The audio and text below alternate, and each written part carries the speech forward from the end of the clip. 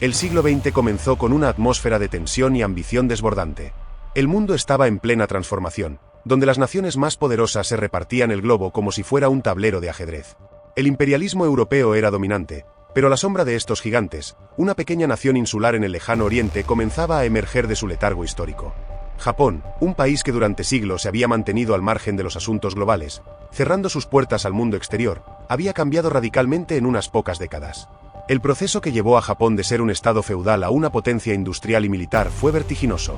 La restauración Meiji, iniciada en 1868, marcó el principio de un periodo de modernización sin precedentes. Japón importó tecnología, tácticas militares, e incluso sistemas políticos de Occidente, absorbiendo lo mejor de cada nación para adaptarlo a su contexto. En lugar de resistir al cambio, Japón lo abrazó con fervor, entendiendo que, para sobrevivir en un mundo dominado por imperios, necesitaban transformarse en uno ellos. Mientras tanto, en Europa, Rusia era vista como una de las potencias más temibles. El vasto imperio se extendía desde Europa hasta Asia, controlando vastos territorios y recursos naturales. Sin embargo, bajo la superficie, Rusia enfrentaba grandes desafíos.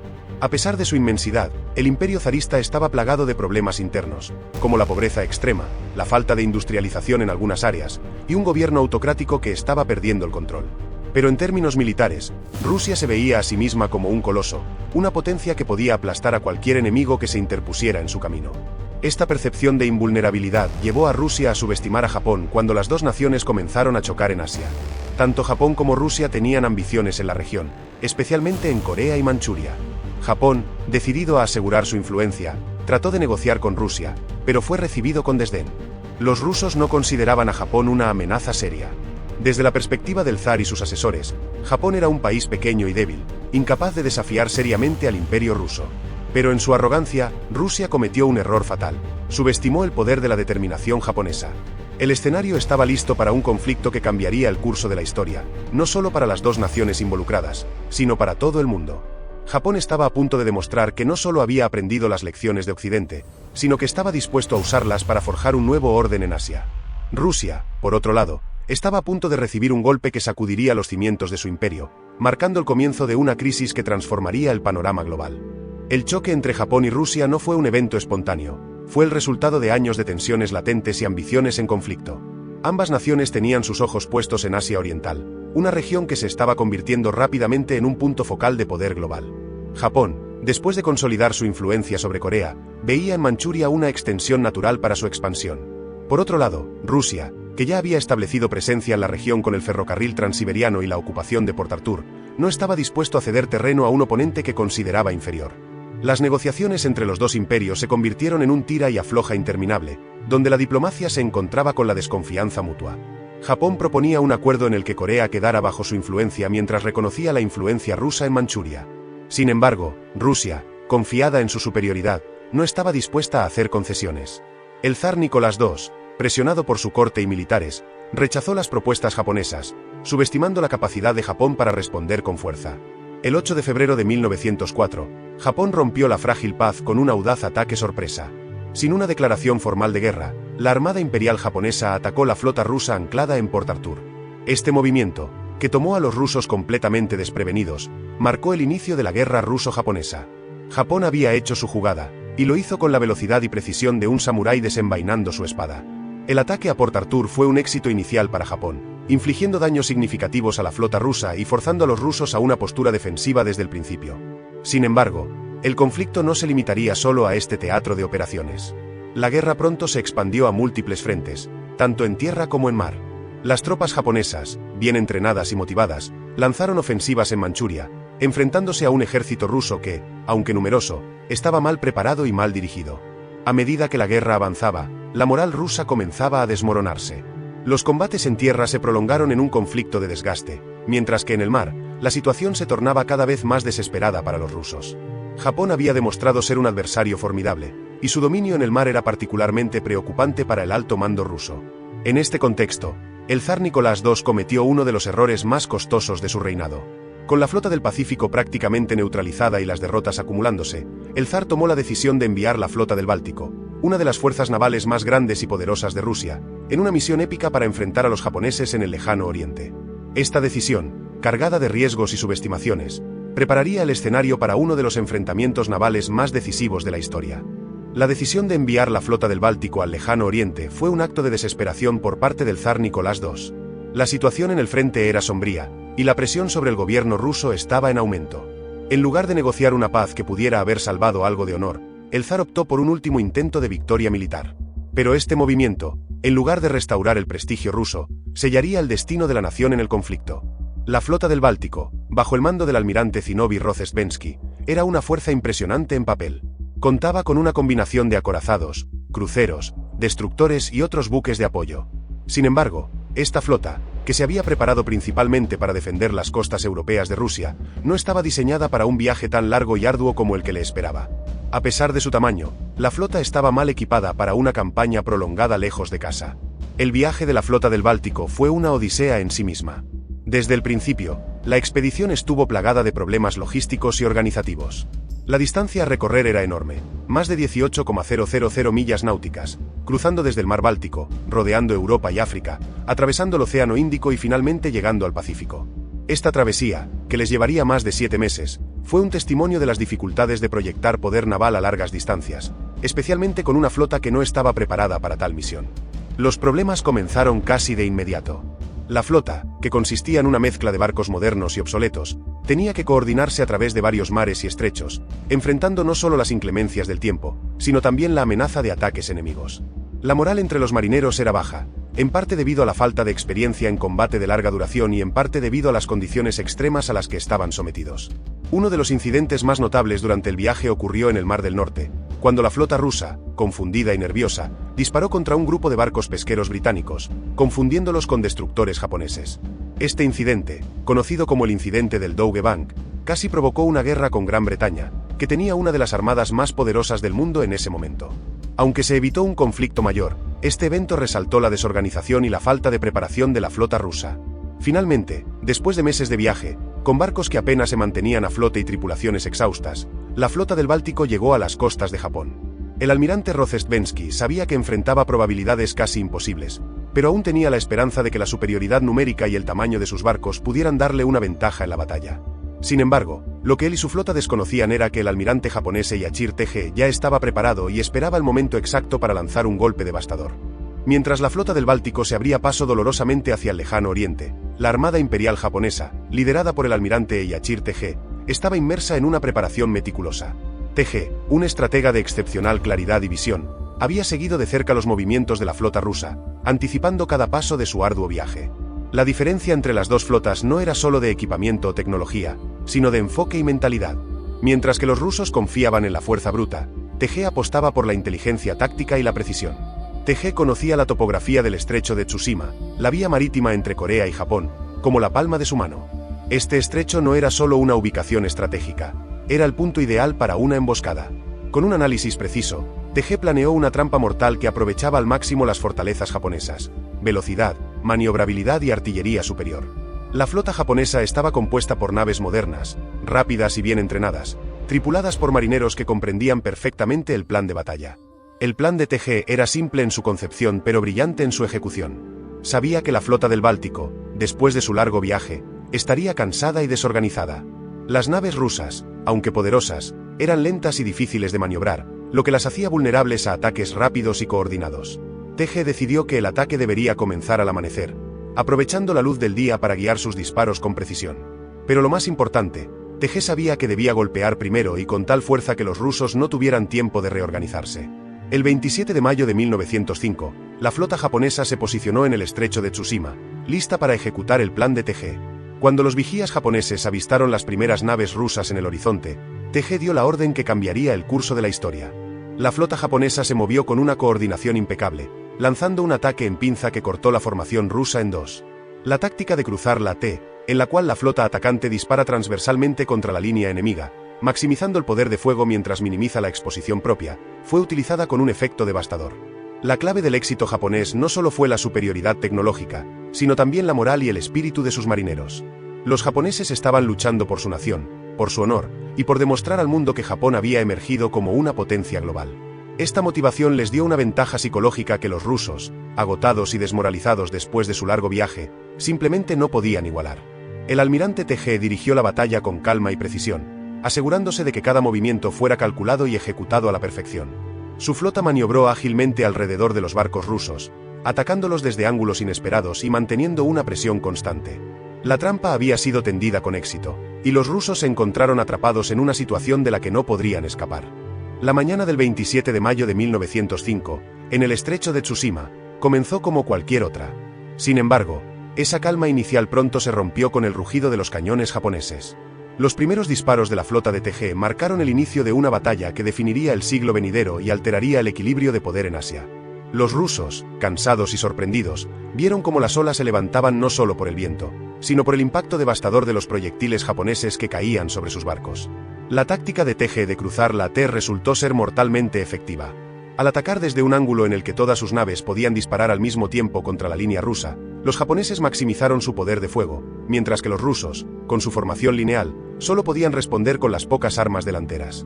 Este primer asalto causó un daño irreparable en la flota rusa. Los barcos rusos, ya debilitados por su largo viaje y con tripulaciones exhaustas, empezaron a sucumbir al ataque japonés. Los japoneses, moviéndose con la precisión de un reloj suizo, coordinaban sus movimientos y disparos de una manera que los rusos no podían igualar. Los barcos japoneses, más ágiles y mejor manejados, circundaban a la flota rusa, lanzando andanadas que alcanzaban sus objetivos con precisión letal.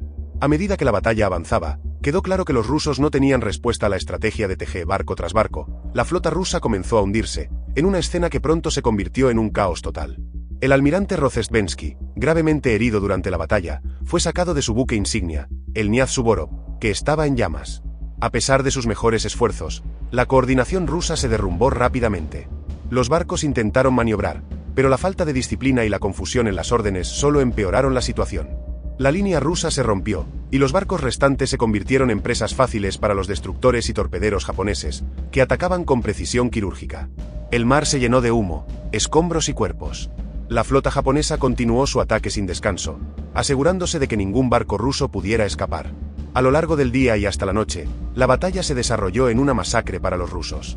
Solo un pequeño número de barcos rusos logró escapar, pero incluso estos fueron perseguidos y atacados por los japoneses en los días siguientes. Al final del 28 de mayo, la victoria japonesa era total. De los 38 barcos rusos que entraron en batalla, 21 fueron hundidos, 7 capturados, 6 desmantelados, y solo 4 lograron escapar. Las bajas rusas fueron descomunales, con más de 5,000 muertos y miles de prisioneros. Japón había logrado no solo una victoria táctica, sino un triunfo que resonaría en todo el mundo. La derrota en Tsushima fue un golpe devastador para Rusia, una humillación que resonaría a lo largo de la historia. La batalla no solo destruyó la flota del Báltico, sino que también desmanteló la imagen de invencibilidad que el imperio ruso había proyectado durante siglos. Para el zar Nicolás II, la pérdida fue catastrófica, no solo en términos militares, sino también políticos y personales. Este evento marcó el inicio del fin de la autocracia rusa y sembró las semillas de la revolución que se avecinaba. Internamente, la derrota exacerbó la ya existente crisis dentro del imperio. El pueblo ruso, cansado de la guerra y la miseria, comenzó a ver al zar no como un líder fuerte, sino como un monarca incompetente que había llevado a la nación a un desastre tras otro.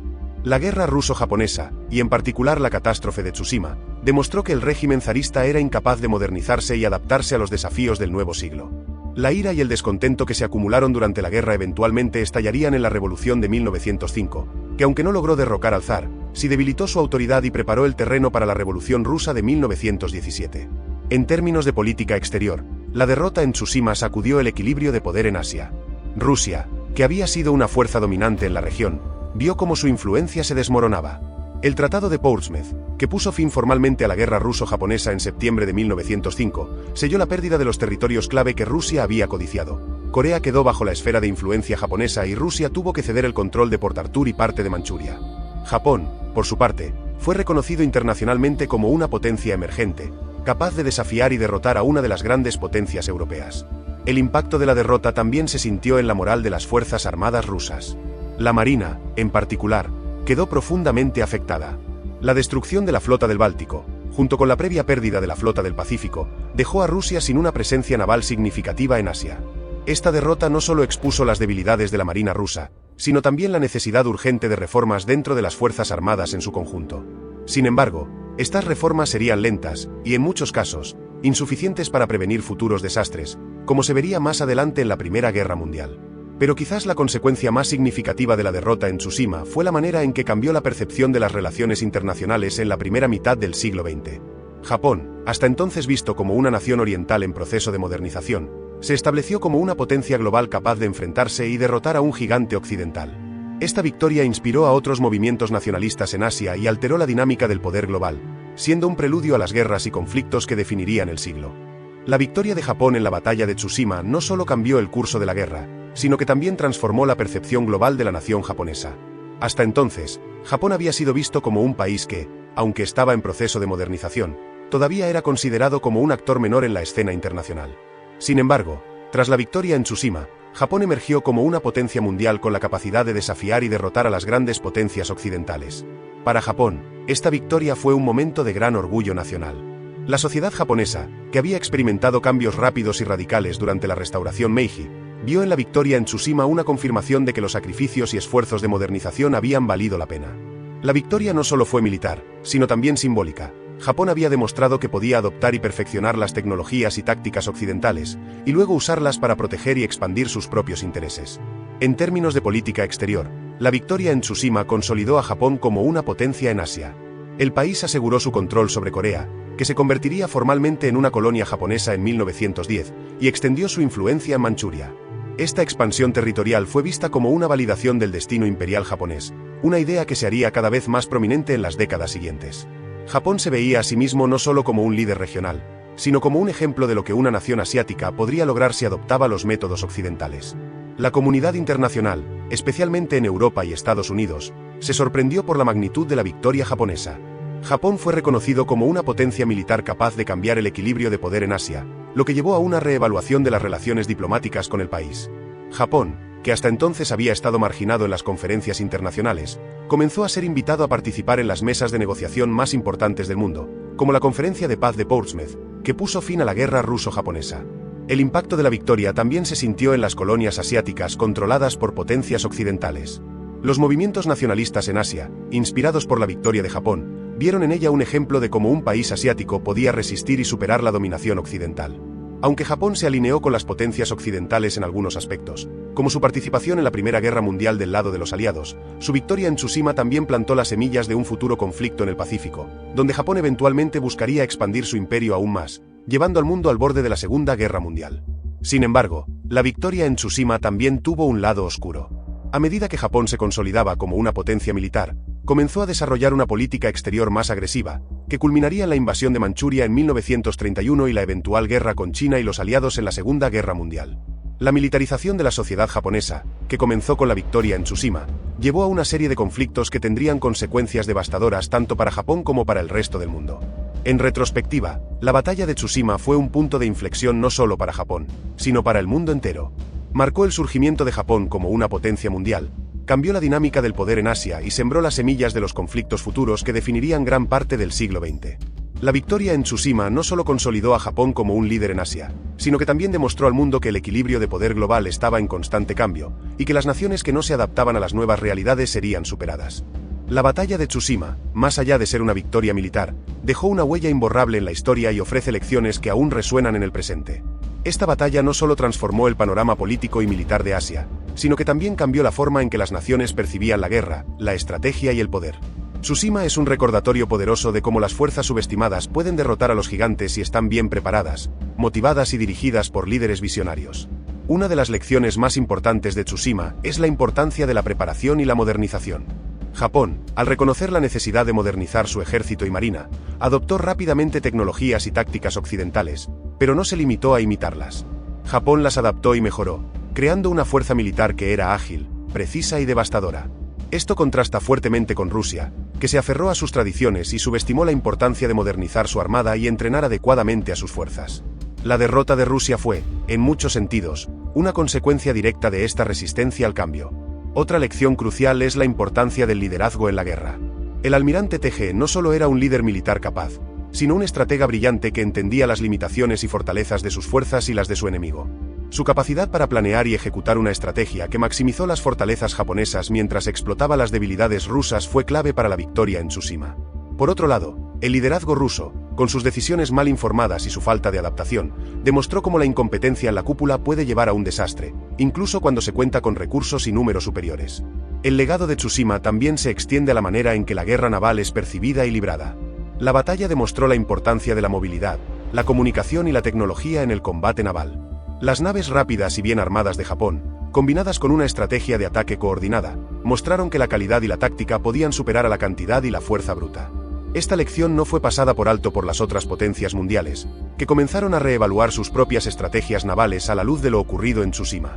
Pero Tsushima también ofrece una advertencia sobre los peligros del nacionalismo extremo y la militarización. La victoria de Japón en Tsushima alimentó un sentimiento de invencibilidad y un orgullo nacional que, con el tiempo, se transformó en un militarismo agresivo. El camino que comenzó con la victoria en Tsushima eventualmente llevó a Japón a la invasión de Asia y al conflicto con Estados Unidos en la Segunda Guerra Mundial. La historia muestra que, aunque el éxito militar puede ser embriagador, también puede llevar a un exceso de confianza y a decisiones desastrosas. Finalmente, el legado de Tsushima es un recordatorio de que el equilibrio de poder global está en constante cambio. Ninguna nación, por poderosa que sea, puede permitirse el lujo de ser complaciente. La batalla demostró que las potencias emergentes pueden cambiar el curso de la historia si están dispuestas a adaptarse, innovar y luchar por su lugar en el mundo. Tsushima no fue solo una batalla naval. Fue un símbolo de la transición de un mundo dominado por las potencias europeas a un mundo donde otras naciones, como Japón, comenzaron a reclamar su espacio en la arena global. En resumen, la batalla de Tsushima sigue siendo una fuente de estudio y reflexión para militares, historiadores y líderes de todo el mundo. Su impacto va más allá del campo de batalla, ofreciendo lecciones atemporales sobre la guerra, la estrategia y el poder. A través de Tsushima, el mundo aprendió que la guerra no siempre la gana el que tiene más recursos, sino el que está mejor preparado, mejor liderado y más decidido a luchar hasta el final.